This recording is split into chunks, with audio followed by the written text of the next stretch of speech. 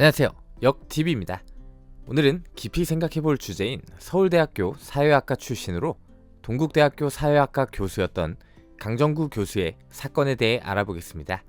자, 우선 간단하게 이 강정구는 국가보안법에 의해 처벌을 받았습니다. 그럼 도대체 왜 처벌을 받았는가?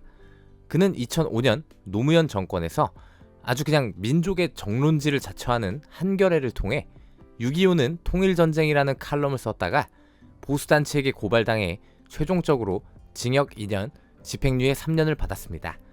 그럼 뭘 어떻게 썼길래 메이저 신문사에 기고한 글로 범죄자가 되었는지 알아보죠. 강정구의 인터넷 칼럼 원 텍스트를 그대로 보면서 문제가 되는 부분을 보겠습니다.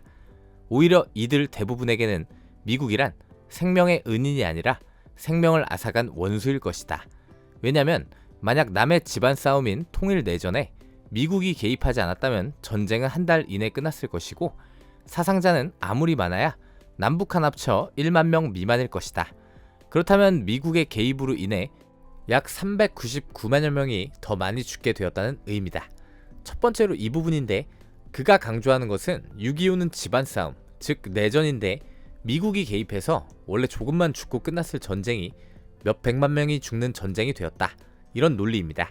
그런데 이것은 누가 봐도 그냥 뒀으면 일주일 안에 북한이 대한민국을 점령하고 공산화가 되면서 끝났을 텐데 미국이 들어와서 이런 비극이 일어났다. 이런 뜻입니다. 실제로 북한은 아주 단기간에 남한을 먹을 수 있다고 장담했고 이것이 그들의 기본 계획이었죠.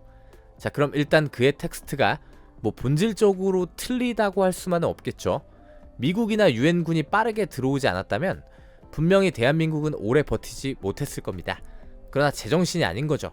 즉 그가 말하는 것은 궁극적으로 공산화된 조국을 말하는 것이라 볼 수 있죠. 그렇죠. 다른 우방국이 안 도와줬으면 전쟁으로는 사람이 덜 죽었겠죠. 그 다음 저 김씨 깡패 왕조에게 얼마나 죽었을지 알 수 없지만요. 두 번째 문제의 텍스트입니다. 6.25 전쟁은 통일전쟁이면서 동시에 내전이었다. 후삼국 시대 견훤과 궁예, 왕건 등이 모두 삼한 통일의 대의를 위해 서로 전쟁을 했듯이 북한의 지도부가 시도한 통일전쟁이었다. 6.25를 반국가 세력의 침략으로 규정하는 국가의 입장과 헌법 정신을 전부 부정하는 발언입니다.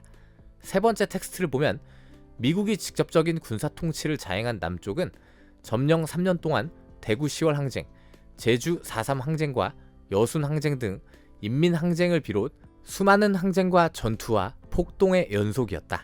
반면에 북쪽에서는 이런 진통과 혼란이 없이 안정을 누렸으며 친일 청산과 대대적인 사회 경제 개혁이 이루어져 친일파가 더욱 기성을 부린 남쪽과는 극히 대조적이었다.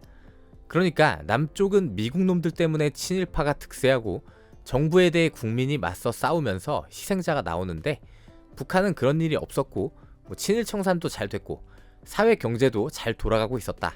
이건데 제 앞선 영상에서도 따로 북한의 친일 청산의 문제점에 대해 다뤘지만 북한이 친일파를 제대로 청산했다는 것은 역사를 쥐뿔도 모르는 헛소리이며 여순사건, 제주 4.3 사건을 민중의 항쟁이라 말하는 것도 진심으로 무지해서 오는 헛소리라 할 수 있습니다. 이 사람이 말하는 것은 북한이 일으킨 전쟁은 그들이 말하는 조국 통일 전쟁이고 우방국이 대한민국을 도울 게 아니라 북한에 의해 점령당해 공산화가 되면서 민족이 하나가 됐어야 했으며 그 증거로 북한이 대한민국보다 훨씬 더 잘 돌아가는 이상적인 국가였다 이거죠. 아니 대체 이 그지같은 국가인 대한민국에서 그럼 왜 사나요? 미국을 그렇게 싫어하는 강정구 교수는 서울대 졸업 후 미국으로 건너가 템플대학교 대학원에서 석사학위를 취득하고 위스콘신 대학교 대학원에서 박사학위를 취득했습니다. 보수 논객인 강용석은 강정구를 거론하며 장남은 미국 대학 로스쿨을 나와서 로펌 다니니까 미제국주의와 자본주의의 천병이라 할 수 있고 둘째 아들은 그렇게 미국이 싫다면서 카투사는 왜 보냈냐라고 공격했고 이에 강정구 교수의 아내가 강용석이 인신공격을 했다며 사과하지 않으면 고소하겠다고 한 사건도 있었죠.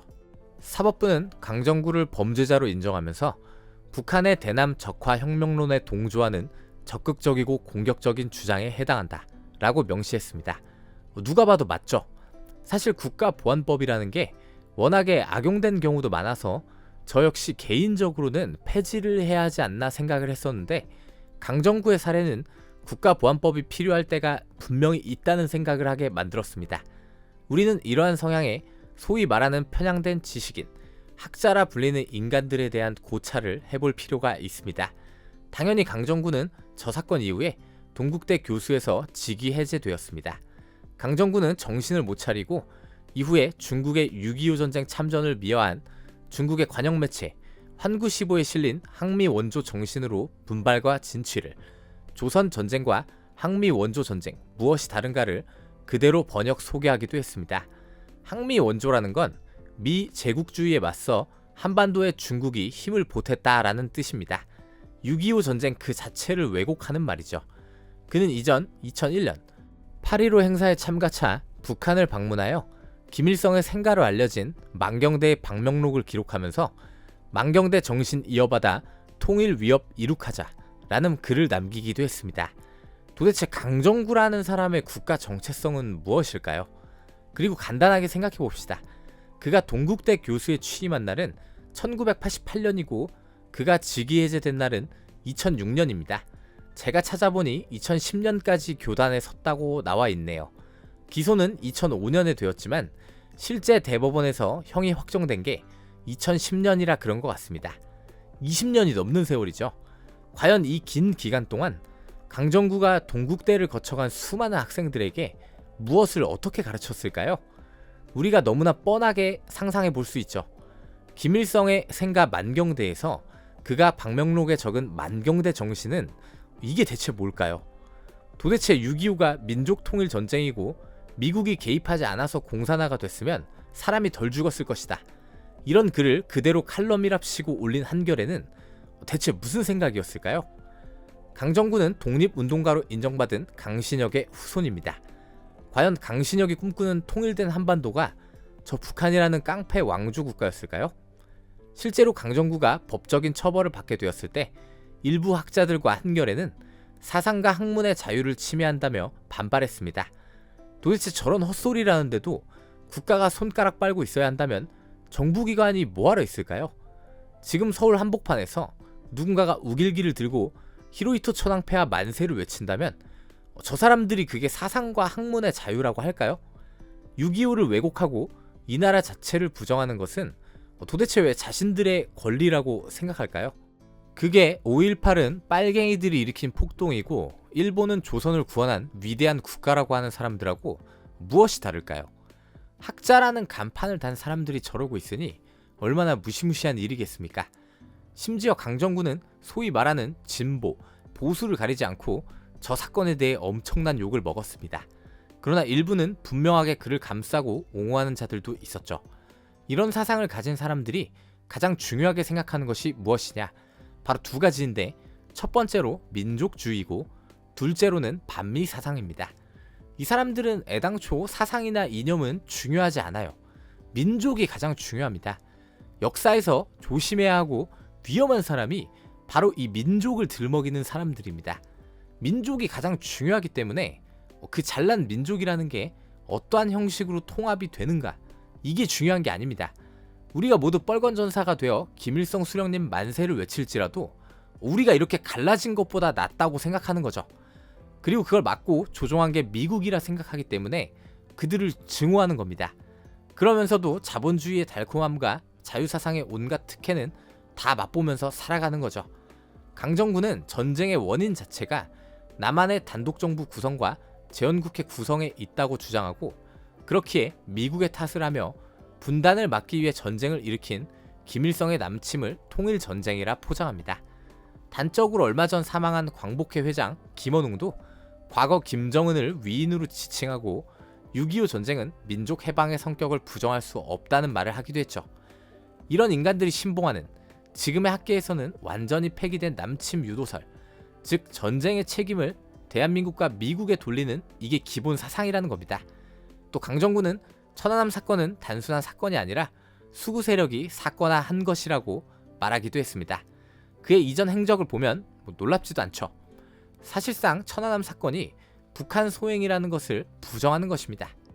그 잘난 민족을 강조하고 남침 유도설을 말하고 미국의 책임론을 신봉하고 천안함을 부정하고 역TV를 오래 보신 분들은 이거 어디서 많이 옛말에 끼리끼리 논다라는 말이 있습니다.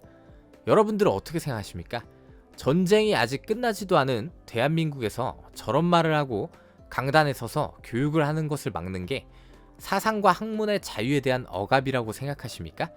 또 반드시 적용해 해석이라는 절차가 필요한 국가보안법은 필요하다고 생각하시나요?